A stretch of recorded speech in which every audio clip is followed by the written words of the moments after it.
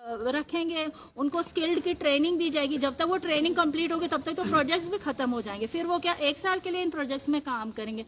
तो बहुत सारे इश्यूज हैं जो हम लोगों ने रेज किए और मुझे लगता है कि मेरा ये मानना है कि इसमें कंपनीज का कोई दोष नहीं है।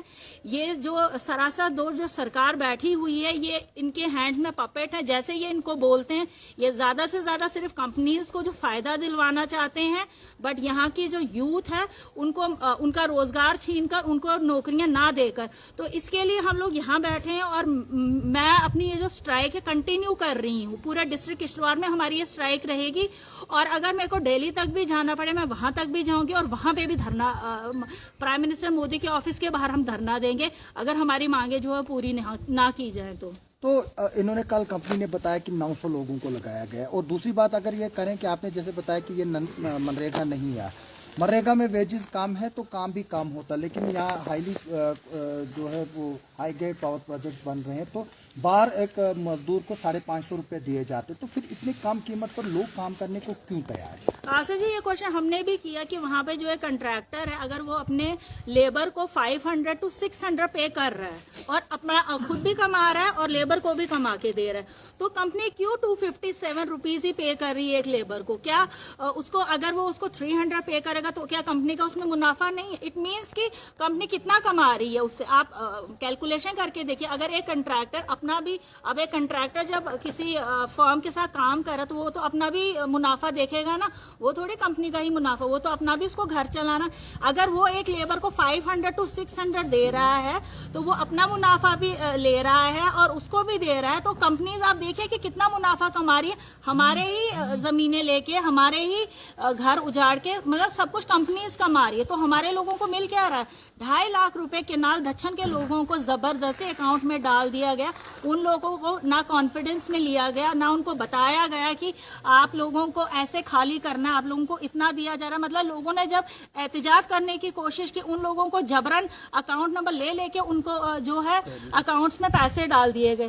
तो ये सब चीजें हैं जो जिन पे हम बात करना चाहते थे, पर मुझे लगता है कि मैंने जैसे आपको बताया कि वो लोग हमारी बात सुनने के लिए नहीं आए थे, वो कंपनीज का पक्ष रखने के लिए वहां आए थे। तो आपने एक डिमांड की थी रिहेबिलिटेशन की, लैंड के बदले लैंड ना कि कंपनसेशन, तो उसको लेकर बात हुई, क्या बात हुई उसको लेकर? और क्या ये अब सिर्फ डंगडूरू तक महदूद रहेगा? राटले शुरू होने वाला है, क्वाड कीरू है, फैसल भी आपके साथ है। फैसल पहले मैडम जवाब देगी फिर आप, क्योंकि क्वाड और कीरू। मैं आपको एक बात बता, जब से मैंने एजुटेशन स्टार्ट की है बिल्कुल मैं डंगडूरू में बैठी थी, बट ये सिर्फ एक डंगडूरू प्रोजेक्ट की बात नहीं, इसमें पटेल भी है, इसमें LNT भी है, इसमें एफकॉन भी है। ये जितने प्रोजेक्ट यहाँ पे काम कर रहे हैं ये इन सब की, क्योंकि लैंड लूजर्स जो हैं वो डूल के भी हैं, लैंड लूजर्स जो हैं वो नागसनी के भी हैं।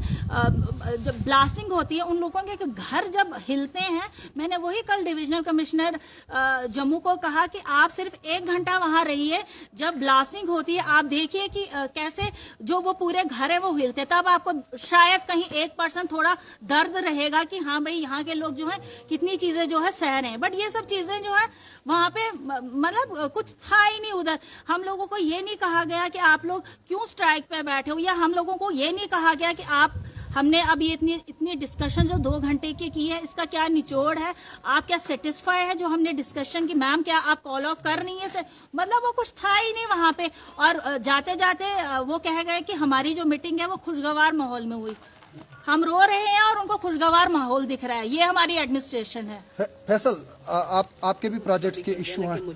हमारे ये सारे प्रोजेक्ट के जो इशू है वो मैम के सामने, मैम क्योंकि चेयरपर्सन है, इनको हमने वोट किया है, इसीलिए बनाया ताकि हमारे जो मसले हैं वो हल किए जाएं। अभी 12 दिन से हम जो मैम के साथ डंगडोरू में बैठे हैं, इसी वजह से बैठे हैं कि हमारे सारे प्रोजेक्ट जितने भी डिस्ट्रिक्ट में चल रहे हैं तमाम के मसले हल हो। यहाँ पे मैम के एक जगह बैठने का मकसद ये था कि हर प्रोजेक्ट पे हम नहीं बैठ सकते। अब जिसकी वजह से हमने ये डिसाइड किया कि डिस्ट्रिक्ट हेडक्वार्टर पर बैठ के हम हर सारे प्रोजेक्टों को देखेंगे। जो लैंड लूजर है हमारे वो भी नहीं लगे, जैसे कि मैम ने कहा हमारे तो सिर्फ 160 हैं, उसमें से 48 लगाए हैं। और कल मीटिंग में ड्यूकॉम हमें कह रहा है कि निजी हमने 80 लगाए, 70 लगाए, झूठी लिस्ट बना के ले आते हैं, निजी लोकल लगाए। हालांकि इनके कोई नहीं है, जितनी भी बातें होती हैं मतलब हमें पता है कि लैंड लूजर कितना लगा है कितना नहीं। हम उस फैजल जो है वो नागसनी से बिलोंग करता है, इसको टिप्स पे पता है कि मेरे कितने लैंड लूजर और कितने काम कर रहे हैं कंपनीज के अंदर। कंपनीज वालों ने जो भी लिस्ट प्रोवाइड की थी डिविजनल कमिश्नर को, उन्होंने इतना भी नहीं किया कि वो चेक करके जाए ना, देखे वहां पे कि क्या ये जो कैलकुलेशन ये हमें दे रहे हैं कि एग्जैक्टली वहां है अवेलेबल की नहीं है। सिर्फ आप लोग कागजों को देख के हाँ भाई आपने जी रेशो बिल्कुल मेंटेन रखा है, 90-10 का रेशो मेंटेन है, लोकस लगे, लोकस लग कैसे रहे। जेपी के जो सीओपी है, चीफ प्रोजेक्ट ऑफिसर, वो कहते हैं मेरी जी गर्दन पे तलवार लटकी होती है, मैं इतना फ्रस्ट्रेट हूँ इन जॉब्स की वजह से। हमने जब ये क्वेश्चन किया आपके गर्दन पे तलवार लटकाता कौन है? क्या मैं आपको फोर्स कर रही हूँ? क्या आपको फैजल फोर्स कर रहा है? क्या आपको वाइस चेयरमैन फोर्स करती है? यहाँ कोई और डिस्ट्रिक्ट एडमिनिस्ट्रेशन का ऑफिसर फोर्स करता है कि आप इसी को लगाओ? आप बताइए ना। अगर आप बिल्कुल आप ट्रांसपेरेंटली काम करें फिर तो आपको डर किसी चीज का होना ही नहीं चाहिए। आप बिल्कुल मीटिंग में बताइए, उसका नाम बताइए, कौन आपको फोर्स करता है कि आप सिर्फ पर्टिकुलर यहीं से लीजिए या पर्टिकुलर इधर से लीजिए। मतलब ऐसा हो क्यों रहा है? इसका मतलब कि कोई फोर्स है जो इन लोगों को दबाई हुई है। जैसे कि मैंने आपको कहा यहाँ पे जो है ये सारी कंपनीज जो है पपेट बनी हुई हैं, टोटली पपेट। 900 लोग लगाए हैं, कंपनी दावा कर रही है। कौन है वो आंकड़ा कहाँ से आया? क्या वहाँ पर मौजूद है 900 लोग? मैं तो थक गई डाटा मांग मांग के। मतलब मुझसे गुलिस्तान चैनल के एक रिपोर्टर ने क्वेश्चन किया कि मैम आप एक डीडीसी चेयरपर्सन, अगर आप चाहे अपने डीओ पे लिख के दे सकती कि आप मुझे हमें डाटा दे दीजिए, तो इसमें तो कोई बड़ी बात होनी, आप क्यों सड़कों पे बैठी? 100 टाइम्स मैंने कंपनीज वालों को, डिस्ट्रिक्ट एडमिनिस्ट्रेशन को लिख लिख के, बोल बोल के कि हमें डाटा प्रोवाइड करो। इवन कि कल की मीटिंग में हमने फिर से एमओयू का जिक्र किया। सीवीपीपी जीएम कहते हैं हाँ बिल्कुल है, और हड़बड़ाहट में मतलब डाइवर्ट ही कर दिया उस चीज को। पर एमओयू जो है वो पब्लिक के साथ, जब एक एमओयू आप बनाते हैं अगर वो पब्लिक की बेहतरी के लिए, अगर इसमें किश्तवाड़, मैं ये नहीं कहती कि उसमें हमारे खिलाफ हो सकता है, हम जो सोचे उससे भी अच्छा उसमें कुछ हो, बट कम से कम उसको पब्लिक डोमेन में तो लाओ, दिखाओ तो सही हमें वहां दे क्या रहे हो आप लोग। आप जब यहाँ से प्रोजेक्ट बना के चले जाएंगे, डिस्ट्रिक्ट किश्तवाड़ को मिलेगा क्या? हम तो इतनी ही मांग कर रहे हैं ना, हम तो और कुछ नहीं मांग रहे। मैं पर्सनली अपने लिए तो नहीं मांग रही हूँ कि तुम बना के जा रहे हो या यहाँ काम करो, आओ लाओ मुझे दो, मैं तो वो नहीं बोल रही हूँ। बट ये है कि अगर मैं लोगों के लिए मांग कर रही हूँ कि आप मुझे बताएं कि उस एमओयू में मेंशन क्या है, वो चीजों पे आप चुप हो जाते, इट मीन्स कि दाल में कुछ काला है। ये लोग जो चीजें नहीं बाहर निकालना चाहते हैं। तो आमना जी, लवर कलनई जो है वो अबेंडन प्रोजेक्ट पड़ा है, वहां भी इसी तरह के हालात है, तो आप क्या बताएंगे उसको लेकर? खबरें मिल रही है कि शायद वो भी शुरू हो जाएगा राटले के साथ साथ। वो भी शुरू होगा तो वहाँ भी यही हालत होगी जो अभी हमारे साथ हो रहा है, यही होगा। सबसे पहले ये डर क्यों रही है, क्यों नहीं हमें जो इन्होंने बनाया है वो क्यों नहीं हमें दिखा रहे, क्यों नहीं बता रहे हैं कि वो कौन से यूथ है, कौन से हमारे लड़के इन्होंने एडजस्ट किए। अगर इनको किसी चीज़ का अगर इनको डर नहीं है तो ये हमें दिखाएं ना, सामने दिखाएं कि कौन सा यूथ है हमारे। ये कहते हैं कि हमें स्किल्ड लड़के चाहिए। आप देखें कि पूरी डिस्ट्रिक्ट किश्तवाड़ में देखें कि कितने बच्चे हैं जो स्किल्ड हैं, तो कहाँ है वो बच्चे? क्या सारे यहाँ पे अनपढ़ ही हैं? मतलब कि स्किल्ड की ये बात कर रहे हैं, मतलब मेरा सिर्फ इतना क्वेश्चन है, अगर एक एमटेक डिलीवरी बॉय का काम करे, क्या वो स्किल्ड नहीं है? और अगर वो स्किल्ड नहीं है तो क्या आप उसको अपनी कंपनी में लेके उसको एज ए ट्रेनी रख के स्किल्ड नहीं बना सकते हो? आप ये कैसे क्वेश्चंस कर रहे हो कि आप कह रहे हैं कि हमें ये बहुत बड़ा प्रोजेक्ट बन रहा है, वर्ल्ड का नंबर 2 प्रोजेक्ट बन रहा है या इंडिया का नंबर 2 प्रोजेक्ट बन रहा है, तो आप कह रहे हैं कि यहाँ हमें बड़े बड़े इंजीनियर्स हैं, तो कम से कम हमारे इंजीनियर्स को उन बड़े इंजीनियर्स के साथ तो रखो ना। कम से कम इन फ्यूचर, आने वाले फ्यूचर में वो कहीं बड़े इंजीनियर्स के तौर पर अब वो घर में बैठ के थोड़ी स्किल्ड बनेंगे। मतलब ये चीजें मैं बोलना चाहती हूँ। मैडम, यहाँ कंपनी के मैनेजमेंट का भी ये भी कहना है कि हमें टेक्निकल की काफ़ी ज़रूरत है, जो यहाँ पर नहीं अवेलेबल है वो हम बाहर से ला रहे हैं। तो क्या यहाँ पर आपके पास पूरे डिस्ट्रिक्ट में किस किस्म के टेक्निकल हैंड है यहाँ पे? मैं आपको एक सिंपल सा इसमें आंसर दूंगी। मेरे पास एक त्रिगाम के कवि कुमार करके वो है एक, वो आए थे आज से कोई 6 मंथ्स पहले। उसने यहाँ कोई टनल बन रहा था, बहुत बड़ा टनल, वहां पे काम किया। उसको मेरे ख्याल से 4-5 साल का एक्सपीरियंस है और वो मतलब टेक्निकल है, वो एक्सपीरियंस सर्टिफिकेट भी था उसके पास। उसने 1 महीना पटेल कंपनी के चक्कर काटे हैं और थक हार के वो जब मेरे पास आया एक बार कि मैम मतलब इतना एक्सपीरियंस होने के बाद भी इतना मतलब मैंने काम किया, मुझे बोल रहे हैं कि आप ठीक नहीं हो, मतलब जो हमें काम चाहिए उसमें आप कैपेबल।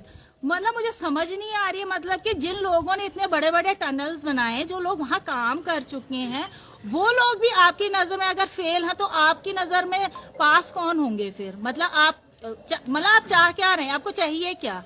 मतलब हर चीज में आप नहीं, अगर कोई इलेक्ट्रिशियन है वो जाता है तो उसको बोलते हैं नहीं जी आप ठीक नहीं हो, जो हमें चाहिए वो आपके पास नहीं है।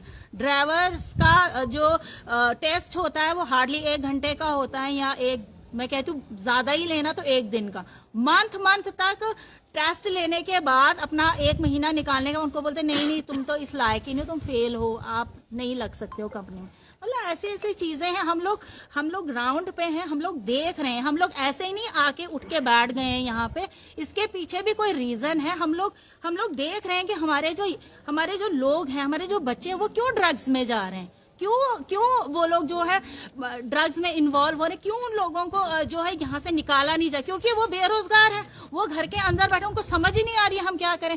आधी जनरेशन तो ऐसी है जो इसी फ्रस्ट्रेशन की वजह से ड्रग्स में जा रही है। इसके ऊपर क्या कोई संज्ञान लिया जा रहा है? डिस्ट्रिक्ट एडमिनिस्ट्रेशन को सोच रही है? नहीं, बिल्कुल बैठी हुई है, क्योंकि इन लोगों को बोलने से मुंह बंद किया हुआ। इन लोगों के बिल्कुल, मैंने कहा ना, ये लोग मुंह खोलने, इन लोगों को जो ऊपर से ऑर्डर्स आते हैं ये वही करते हैं, ये वो चीज नहीं कर रहे जो इनको करने, इनको जो ऑर्डर्स आते हैं ये वही फॉलो करते। क्या पब्लिक सपोर्ट मिल रही है आपको? कल के जो दृश्य थे जो आपके बाहर गए, उसने पूरे किश्तवाड़ को जो है हिला के रखा हुआ है, तो कहाँ से सपोर्ट मिल रही है और आप इस मंच से क्या संदेश देना चाहेंगे? देखिए आसिफ जी, वो जो दृश्य था वो ऐसा नहीं था कि आंसू उसी के गिरते हैं जिसको दर्द होता है। आंसू कोई वो नहीं है कि हाँ भाई कोई, जैसे फिल्मों में आप देखते हैं कि अचानक से कोई रो पड़ता है, ये एक असल जिंदगी है, इसमें वैसा नहीं होता। जिसको दर्द होगा आंसू भी उसके बहेंगे। हम लोगों को दर्द है। मैं पॉलिटिक्स में बेशक नहीं हूँ, मुझे एक्सपीरियंस नहीं है इतना पॉलिटिक्स का, मैं साफ दिल की हूँ और मैं साफ सामने बात करती हूँ। मेरे को दर्द इस चीज का है कि जो वहां पे लोग बैठे थे, क्या उनको इतना भी दर्द नहीं हुआ कि एक औरत जो 12 दिन से बैठी है, किसी कॉज को लेके बैठी है, कि हम उससे ये कहें कि आपका मकसद क्या है बैठने का? कम से कम वो मुझसे पूछते तो सही, कम से कम वो मुझे बोलते तो सही। मतलब वो कुछ है ही नहीं। मतलब उनको लगता है कि जिस हिसाब से प्रधानमंत्री मोदी ने डंका पिटवाया था कि हम 3 टियर सिस्टम बनाने वाले हैं, जिसमें जी डेवलपमेंट होगी, पंचायत लेवल से डेवलपमेंट होगी, और हर घर में जो है डेवलपमेंट आप देखेंगे कहाँ। मतलब एक डीडीसी चेयरपर्सन 1 महीने से सड़क पे है, क्या ये डेवलपमेंट है? कोई मुझे कह रहा था मैम कॉम्पिटेंट नहीं है, उनको रिजाइन कर देना चाहिए। अगर मेरे रिजाइन करने से किश्तवाड़ के हालात सुधरते हैं, यहाँ की जनरेशन जो है, यूथ जो है, उनको नौकरियां मिलती है, मैं तो तैयार हूँ। मुझे क्या करना है ऐसी कुर्सी को जहाँ पे हर तीसरे दिन कोई लड़का मेरे पास आके रोए कि मैं एक बीटेक हूँ, मैं एक एमटेक, और मुझे रोजगार नहीं दिया जा रहा है। मैं खुद पढ़ी लिखी हूँ, मैंने मास्टर्स किया, मुझे पता है कि एक बेरोजगार जब पढ़ लिख के घर में होता है उसके इमोशंस क्या होते हैं, वो क्या सोचता है। तो ये उसी को पता होगा जिसको दर्द होगा, और जिसको सियासत करनी है वो करे, मुझे उससे कोई परेशानी नहीं, वो कर सकता है। बट जिसको किश्तवाड़ के लिए दर्द होगा, जिसको किश्तवाड़ के यूथ के लिए दर्द होगा, वो आज मेरे साथ यहाँ बैठेगा, चाहे वो किसी भी पार्टी का है, चाहे वो किसी भी रीजन का है, चाहे वो किसी भी कम्युनिटी का है। तो मेरा सिर्फ इतना कहना, मैं बहुत ज्यादा शुक्रिया अदा करूंगी उन लोगों का जिन्होंने स्टार्टिंग से मेरा साथ दिया, चाहे वो मेरे डीडीसी मेंबर्स हैं, चाहे वो मेरे यहाँ के सरपंच जी से, पंच से, पूरे डिस्ट्रिक्ट किश्तवाड़ के। बार एसोसिएशन का सपोर्ट आया है मुझे, सीनियर सिटीजन्स का सपोर्ट आया है मेरे को, बहुत सारी पार्टीज से मेरे को कॉल्स आई है। तो मैं तहे दिल से, और ये जो अब धरना है, ये कोई छोटा मोटा धरना नहीं रह गया। अब हम इसको बहुत, क्योंकि मैंने सोचा था अगर शांतिपूर्वक हमारे जो ये मांगे हैं ये मान ली जाएंगी तो शायद हम लोग इसको यहीं वाइंड अप करेंगे। बट मुझे लगता है कि ये अब बहुत बड़ा होने वाला, और इसके लिए अगर हमें दिल्ली भी पहुंचना पड़े तो मैं उसमें गुरेज नहीं करूंगी, मैं वहां भी जाऊंगी।